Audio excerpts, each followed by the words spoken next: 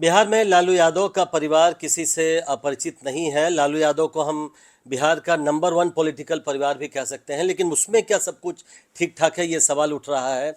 क्योंकि 2 दिनों से जो लालू यादव की बेटी हैं रोहिणी आचार्य, वो लगातार Facebook post, social media post कर रही हैं और संजय यादव के रोल को लेकर कहीं ना कहीं सवाल उठा रही हैं। अब से कुछ देर पहले खबर ये आई है कि उन्होंने जितने भी आरजेडी से जुड़े हुए सोशल मीडिया हैंडल्स है उनको अनफॉलो कर दिया है।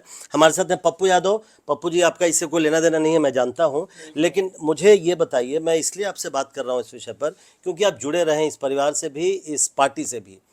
रोहिणी आचार्य ने आरजेडी के सारे हैंडल को अनफॉलो कर दिया है। ये झगड़ा बढ़ता हुआ दिख रहा है पप्पू जी। देखिए, मैं आपको बहुत क्लियर बताता हूँ। रोहिणी आचार्य जी हों या उनके घर में अनबी बेटियाँ हों, और ख़ासतौर पर रोहिणी आचार्य ने एक सकारात्मक पहल को उठाया। सवाल परिवार का नहीं है, सवाल कर्पूरी जी, जगदेव बाबू लोहिया जेपी की जो विरासत, लालू यादव जी के नेतृत्व में रामविलास जी थे, नीतीश जी, सब जौहर साहब, सभी लोग, शरद जी, सब लोग थे, एक साथ मिलकर के एक जो बड़ा समाज का विचारधारा जुटी थी। आज उस समाज, उस वर्ग का सवाल है, सवाल परिवार का नहीं है। परिवार के मुद्दे आते हैं जाते हैं। आप देखे होंगे जिस तरीके से मुलायम सिंह परिवार ने अपने आप को संभाला, चीज़ों को समझे, और अखिलेश जी से सीखने की ज़रूरत थी। अखिलेश जी किस तरीके से समाज का ख्याल रखते हुए एक परिवार को, मुलायम सिंह जी की विरासत को बचाया। लालू यादव जी का जो पहचान रहा है वो समाज के साथ जुड़ा हुआ है, और वो लगातार जिस तरीके से परिवार तो बिखर ही गए, परिवार का तो छोड़िए, दल की जो आइडियोलॉजी लालू यादव को लेकर के थी वो बिल्कुल रास्ते भटक चुके। तो समाज भी परेशान है, और समाज को बहुत चोट पहुंची है, ठेस पहुंचा है। तो इस पहल को मैं समाज की दृष्टि से देखता हूं, और ये मजबूत पहल है और करनी चाहिए। लेट आए दुरुस्त आए। और मुझे नहीं पप्पू जी, मैं ये सवाल इसलिए पूछ रहा हूँ क्योंकि लालू जी का जो परिवार है वो पिछले 35-36 साल से प्रत्यक्ष या अप्रत्यक्ष तौर पर बिहार की राजनीति की धुरी रही है। अगर वो परिवार टूटता है, पहले तेज प्रताप यादव ने सवाल उठाया संजय यादव की भूमिका को लेकर, वो जयचंद वगैरह कह रहे थे, अब रोहिणी आचार्य सवाल उठा रही हैं। तो अगर उनके परिवार में कुछ बिखराव होता है या इस तरह की बातें, तो उसका असर तो समाज की जिसकी बात कर रहे हैं या राजनीति पर भी पड़ेगा। आप लोग उनके साथ गठबंधन में है, कांग्रेस पार्टी। मैं आपको एक बात बताता हूँ। मैं समाज की ही बात करूँगा। राजनीति से बहुत ऊपर है समाज, और समाज जब किसी व्यक्ति के कर्म से, आचरण से, चरित्र से जुड़ता है, और वो व्यक्ति का आचरण, कर्म, चरित्र के कारण समाज दुखित होता है, तो आज समाज को ध्यान में रख करके रोहिणी जी ने जो बात कही है उसका मैं स्वागत करूँगा, और इसको गंभीरता से लेनी भी चाहिए। और जिस तरीके से लालू यादव जी आज अलग थलग पड़े हुए हैं, और जो देख रहा है, और मुझे लगता है कि रोहिणी जी यदि किसी बात को कह रहे हैं तो ज़रूर उसमें लालू यादव जी परेशान होंगे, या लालू यादव जी की भूमिका होगी, कोई ना कोई कारण तो होगा। आपको लगता है कि संजय यादव को लेकर जो बातें कह रही हैं वो लालू यादव की वजह से वो कह रही हैं, लालू यादव इससे परेशान होंगे? मुझे मुझे तो रोहिणी जी का आगे आना, अब पूर्ण सहमति हो ना हो, मौन सहमति तो लालू यादव की होगी। तो आपको लगता है कि संजय यादव की भूमिका को लेकर लालू जी भी असहज हैं? मैं किसी व्यक्ति विशेष को नहीं जानता, और मैं उसके बारे में बोलूँगा भी नहीं। घर घर की कहानी है। मैं सिर्फ इतना कह सकता हूँ कि सब कुछ अच्छा नहीं है, कुछ भी अच्छा नहीं है, और प्रदेश को, समाज को ऐसे चीज़ों से बचाना चाहिए।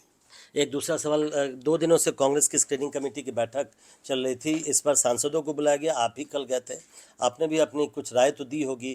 क्या चाहते हैं आप कांग्रेस पार्टी को गठबंधन में, कहाँ देखते हैं?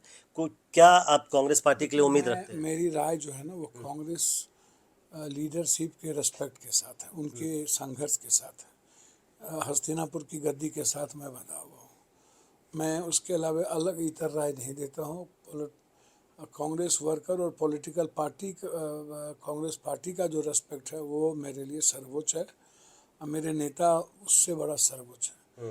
तो मैं अपनी राय क्वालिटी बेस्ड सीट को के साथ साथ एक अच्छे आदमी, जो मजबूत आदमी हो, चुनाव जीत सकता हो, मुंह देखी बात ना हो किसी भी कीमत पर। और मुझे लगता है कि ये लोग मुंह देखी बात करते हैं, जो सही नहीं है। कुछ लोग मुंह देखी बात करते हैं, मुंह देखी बात ना हो, बात पार्टी की हो और बात पार्टी के लीडरशिप की हो।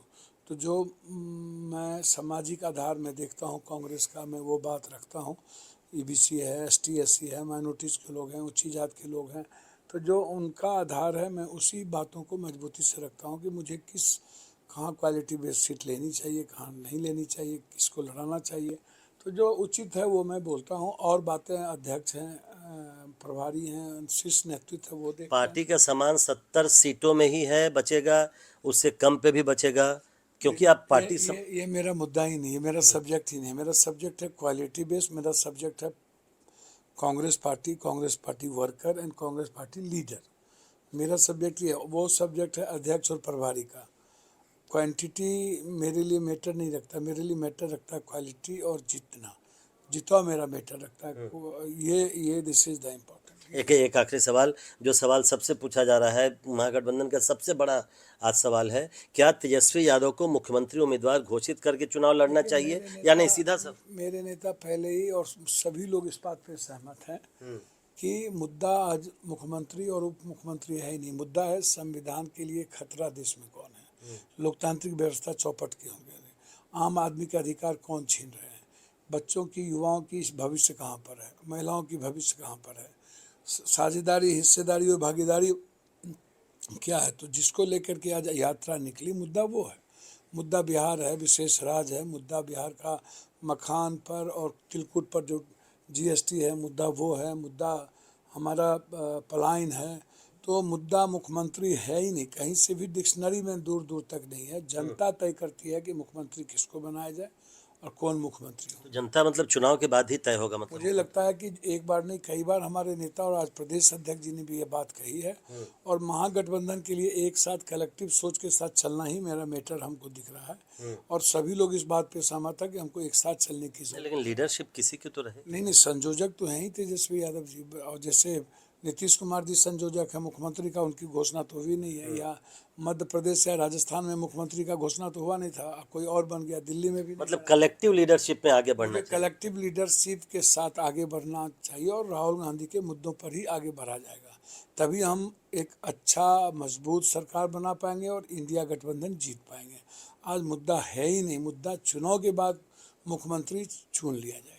बहुत बहुत शुक्रिया। तो आपने सुना पप्पू जी को कि अगर लालू परिवार में कुछ होता है तो समाज के लिए वो अच्छा नहीं है, इसको देखना चाहिए।